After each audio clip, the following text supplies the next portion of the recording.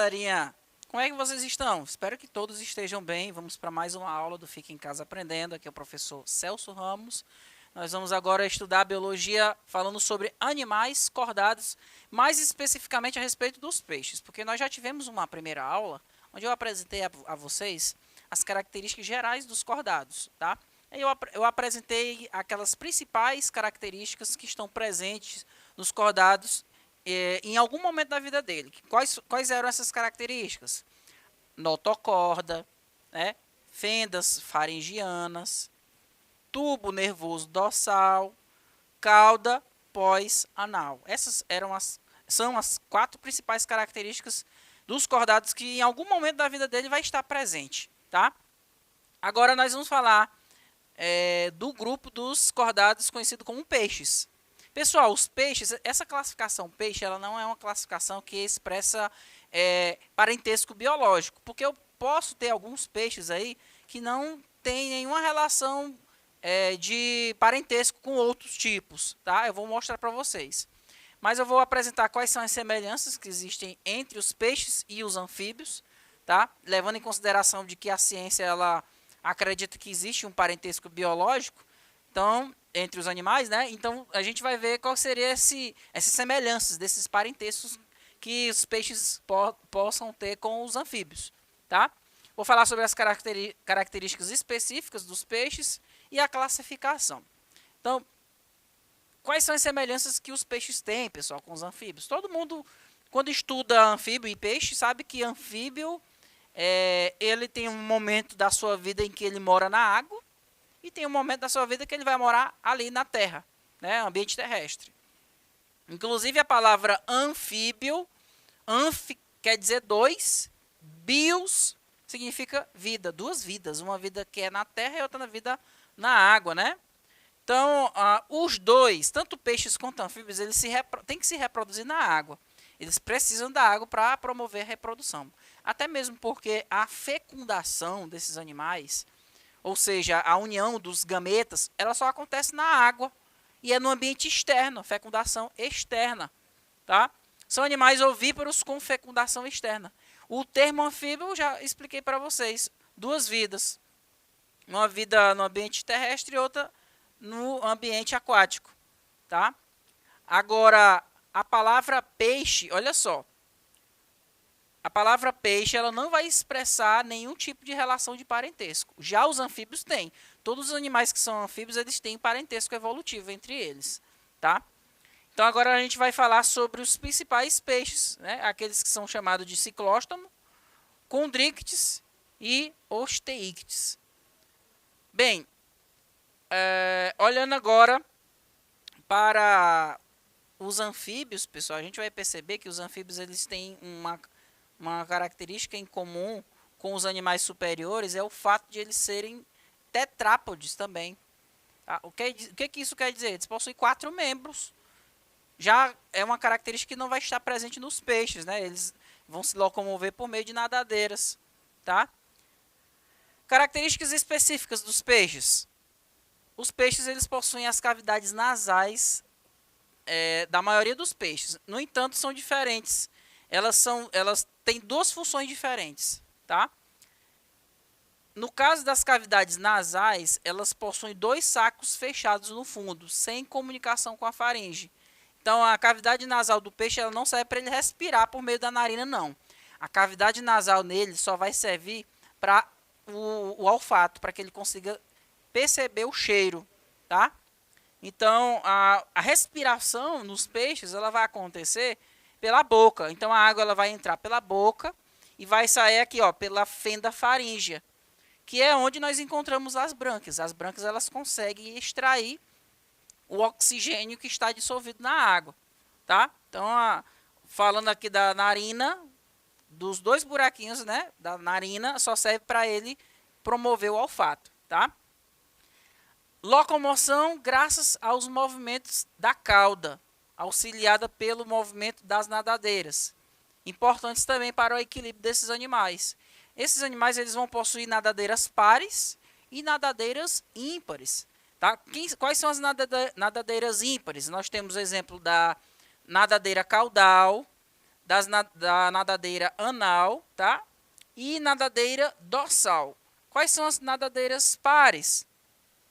Aí a gente tem a nadadeira ventral, que são duas, a nadadeira peitoral, que também são duas, tá? Uma outra característica que está presente em todos os peixes é uma linha lateral, pessoal, tá vendo essa linha que a gente encontra? Essa linha que você vai ver em todo peixe, tá? Qual é a função da linha lateral?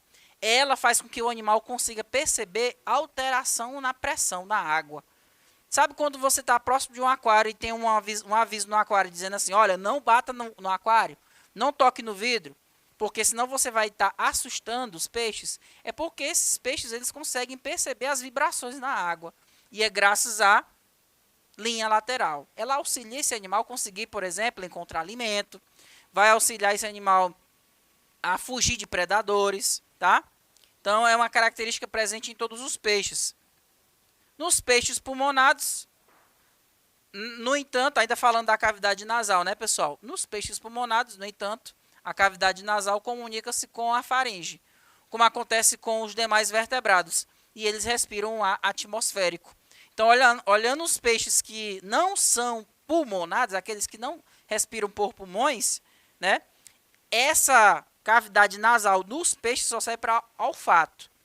Nos peixes pulmonados, aqueles que respiram por pulmões, a cavidade nasal também, além de promover o sentido do olfato, também ajuda o animal também a respirar, tá?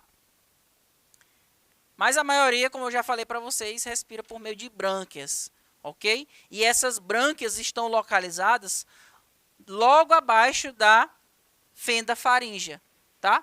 Por exemplo, nos peixes cartilaginosos, como é o exemplo do tubarão, ele possui orifícios, né? Então, lá dentro desses orifícios, que são as fendas faríngeas, é onde a gente vai encontrar as brânquias. E aqui nos peixes ósseos, né, eles possuem um opérculo. Opérculo é como se fosse um... Sabe quando você vai lá no mercado comprar peixe, aí você pega essa parte do peixe e levanta? Aquele ossinho ali que você está levantando é chamado de opérculo, tá? Ele consegue tampar o orifício da fenda faringiana. E lá você consegue ver as brânquias, né? Então, é o órgão responsável pela absorção do oxigênio que fica dissolvido na água. Ok, pessoal? Só para mostrar para vocês aqui, ó, os peixes que não são pulmonados, a narina não serve para ele respirar, só serve para ele sentir cheiro, ok? Ele respira pela boca. A água ela entra pela boca e sai, passa aqui pela brânquia e sai pela fenda faringiana. Se esse peixe aqui fosse pulmonado, a narina serviria também para ele respirar, mas aqui não. Os peixes não pulmonados, a narina só serve para ele sentir o olfato, ok? Falando agora sobre a circulação dos peixes, né, que é a parte da fisiologia. Nós falamos um pouco sobre a morfologia, a anatomia externa, agora falando da fisiologia, funcionamento do corpo. A circulação desses animais, dos peixes, é simples. O que isso significa, pessoal? O sangue ele passa apenas uma única vez pelo coração, tá? Em uma volta completa pelo corpo. Então, como é que vai acontecer? O coração de um peixe, por exemplo, ele só tem duas cavidades. Um átrio e um ventrículo. Então, o sangue ele vai chegar... O sangue ele está rico em gás carbônico, por isso que ele está azul aqui, tá, pessoal? Sangue venoso. Então, quando ele chega no coração, ele chega por meio do átrio. Esse átrio ele vai sofrer uma contração, vai jogar o sangue para o ventrículo, e esse ventrículo contrai novamente, né? E ele bombeia o sangue para onde? Para as brânquias do peixe. Então, o sangue que está rico em gás carbônico chega ali nas brânquias, vai receber oxigênio das brânquias, né? Lá nos capilares branquiais. Então, o sangue que está azulzinho aqui, veja que ele ficou vermelho. Por que ele ficou vermelho? Está representando que o sangue agora está rico em oxigênio. Então, agora o sangue que está rico em oxigênio, a gente diz que ele é um sangue arterial. Então, ele vai voltar por meio de uma artéria. Essa artéria principal aqui, que é chamada artéria dorsal, fica nas costas do peixe.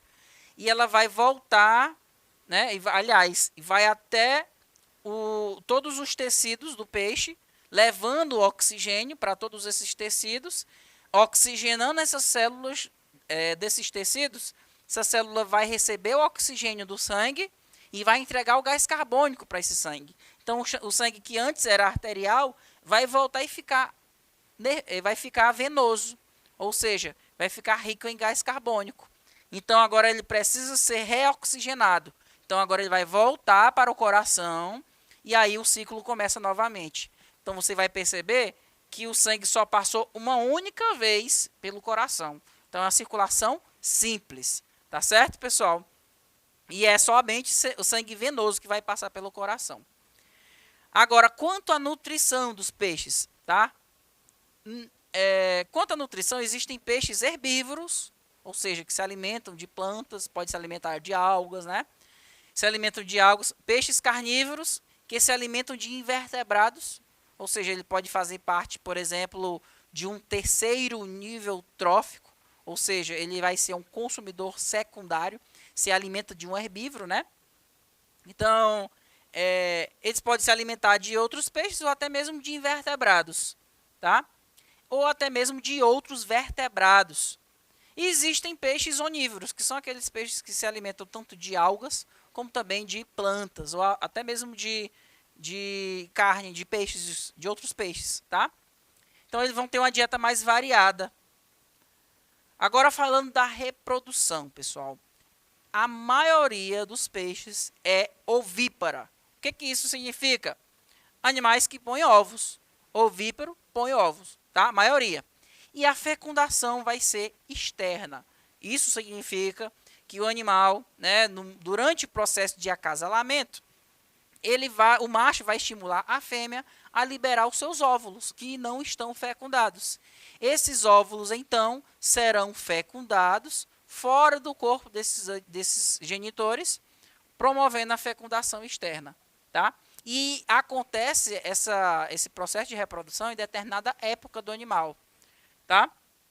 Inclusive, algumas espécies de peixes, elas migram para as nascentes dos rios na época de reprodução. Esse é o período chamado da piracema. Tá? Inclusive, existem leis ambientais que proíbem que haja pesca durante a piracema. Por isso que algumas famílias, né, que vivem exclusivamente de pesca, ela recebe, por exemplo, um tipo de bolsa, né, uma ajuda financeira do governo, que é o seguro do defeso, para impedir que essas famílias pesquem durante a época da piracema e, ao mesmo tempo, faz com que ajuda com que esses animais consigam se reproduzir. Infelizmente, nós temos problemas ambientais sendo causados por pessoas que ainda teimam e continuam pescando durante essa época. Mas já aviso, se o IBAMA pegar, vai preso, tá? E todo o seu material de pesca, como redes, serão tomados, ok? Alguns poucos peixes não são onívoros. Alguns poucos peixes não são ovíparos, tá? E sim vivíparos.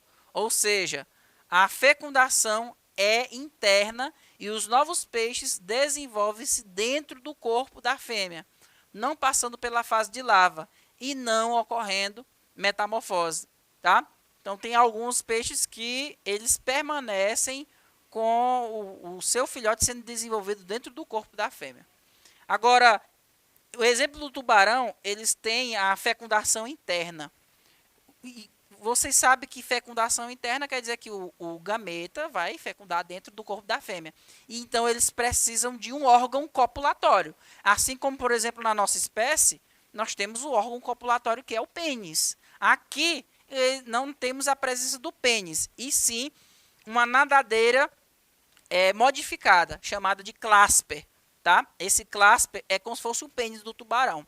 Então, ele fica ali na região da nadadeira anal e ele vai servir para inserir no corpo da fêmea os gametas masculinos, tá? Que vai fecundar no corpo da fêmea. Então, o clasper, como eu já falei para vocês, é o órgão copulatório. Agora, falando da classificação, né, pessoal, dos peixes. Vamos lá. Os vertebrados. Existem aqueles vertebrados que não têm mandíbula, tá? E tem vertebrado que possui mandíbula. Dos animais que não têm mandíbula, a gente diz que ele é um animal ciclóstomo. O que é isso? tem a boca circular, ok? Ciclóstomo, que tem a boca circular. Esse animal ciclóstomo também é chamado de agnato. Então, existem dois tipos de animais que são agnatos. São peixes ciclóstomos. Quem são? Feiticeira, tá? Que pertence a essa classe aqui, ó, Myxine, e a classe Cephalospidomorphe, tá? Que é a classe das lampreias. Tanto um quanto o outro tem a boca circular. Eles não têm a mandíbula, então não têm capacidade de mastigar ou de morder o alimento. Então eles vão utilizar essa boca circular para se fixar no corpo de um animal, que pode ser um animal doente, um peixe doente, por exemplo, um animal moribundo, e ali ele vai perfurar e vai começar a sugar, né, sugar esse animal, tá ok? Então esses animais aqui, ciclóstomos ou agnatos, que são peixes sem mandíbula, tá? Tem o esqueleto cartilaginoso, o crânio incompletamente formado, tá? Embora seja incompletamente formado, mas eles possuem crânio. No caso das feiticeiras, que é da classe Myxine, elas não têm coluna vertebral. Elas possuem notocorda, ok? Lampreia, sim. Lampreias possuem coluna vertebral. Outra classe de peixes, pessoal, classe dos condrictes. O termo condricte, condro, tem a ver com cartilagem. O esqueleto desses animais é cartilaginoso, tá? Para quem não sabe o que é cartilagem, sabe quando você come aquele ossinho de galinha, aquela partezinha branca do osso? Aquela partezinha branca do osso da galinha que é mole, ali é a cartilagem. Então, nesses peixes aqui, o esqueleto é cartilaginoso, tá? São animais, a partir dos condrictes até os vertebrados superiores, todos eles possuem mandíbula. E por possuírem mandíbula, a gente diz que os condrictes são animais ginastostomados. Pessoal, essa palavrinha aqui, ó, ginastostomados, ela é o inverso de agnato. Agnato sem mandíbula. Ginastostomado com mandíbula. Ok? Então, são animais mandibulados. A característica que define também os condrictes é que a boca deles é uma boca ventral. Ou seja, uma boca próxima ao ventre. Lembra que o ventre é a região do corpo do animal que fica mais próximo ao chão, tá? Então, qual é a parte do animal que é o ventre? Essa parte de baixo. Então, a boca dele é ventral. Então, veja, a boca do tubarão também é uma boca ventral. Tanto do tubarão, quanto da quimera, das arraias. Esses três tipos aqui são os animais condrictes, tá? As quimeras fazem parte da subclasse Holocefália. Tá? E os tubarões, juntamente com as arraias, são da subclasse Elasmobranchi. Ok? Uma característica dos condrictes é a presença lá no intestino de um órgão, de uma região, tá? Chamada de válvula espiral. Essa região é que ela vai ajudar o animal a promover uma maior absorção dos nutrientes. Então, ela está presente nos condrictes. Ok? Os osteíctes, pessoal, um outro grupo de peixes. Enquanto que os condrictes, o esqueleto é de cartilagem, aqui nos osteíctes, a própria palavra fala, ó, osteícte, esqueleto ósseo, tá? Ou seja, o esqueleto tem uma estrutura óssea mais rígida, ou seja, uma maior incorporação de cálcio. Grupo mais diversificado, esqueleto com elementos ósseos, boca em posição anterior, lá nos condrictes, a boca era no ventre. Aqui, a boca é na posição anterior, tá? Tem a presença do opérculo, que é aquela região que protege a abertura da faringe, tá? A bexiga natatória, que é um balãozinho que fica dentro do peixe. Sabe quando você vai tratar o peixe e tira um balãozinho de dentro dele? Ela é uma característica dos osteíctes, tá? E as escamas, ok? Então, ó, aqui é a bexiga natatória, boca anterior, não é uma boca, se fosse ventral seria aqui embaixo, mas aqui ela é anterior, tá? E essas foram as características dos peixes que eu apresentei para vocês. Espero que vocês tenham entendido, pessoal, porque principalmente aqui nos osteíctes, A gente vai falar de um outro grupo, né, de peixes que são peixes pulmonados. Daqui a pouco a gente vai estar falando dele, tá? Eu aguardo vocês na próxima aula. Até mais, pessoal. Tchau, tchau.